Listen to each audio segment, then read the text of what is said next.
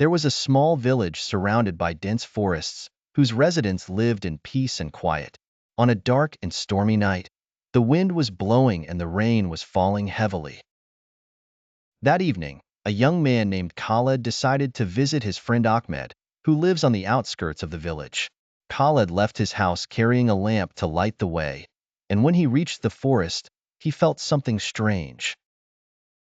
The usual night sounds had disappeared, replaced by faint whispers, as if the trees were whispering to each other. His fear increased, but he continued walking, his eyes watching the shadows dancing around him. While Khaled was walking down the narrow path, he suddenly noticed a person standing far away under a huge tree. Khaled tried to ignore him and continue walking, but he felt his eyes following him. He stopped and turned to the person, only to find him disappearing into the shadows. He felt terror creeping into his heart, but he decided to continue. When he arrived at Ahmed's house, he found the door open, and the place unusually dark and quiet. He called in a trembling voice, "Ahmed, are you here?" But he received no response.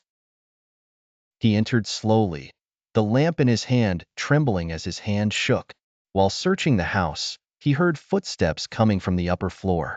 He climbed the stairs cautiously, and when he reached Ahmed's room, he found the door ajar. He pushed the door open slowly, to find Ahmed sitting in a chair in front of the window, his face pale and his eyes wide open, staring into the darkness outside.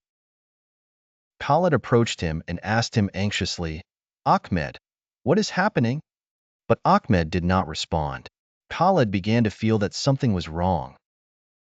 Suddenly, Ahmed's face turned into a frightening smile, and he slowly turned towards Khaled and said in a shaky voice, "He is back? He will take us all."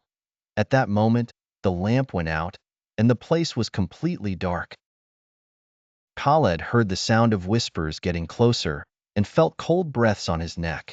He tried to escape, but he felt invisible hands grabbing him, and he was pulled into the darkness. The next morning, the villagers found Ahmed's house empty and found no trace of Khaled or Ahmed. Only there was a message written in blood on the wall: "He is here, and he will have no mercy on anyone." Since that day, the forest has been forbidden, and no one dares to approach it. Ahmed's house turned into a place that people tell in their stories as a house haunted by evil.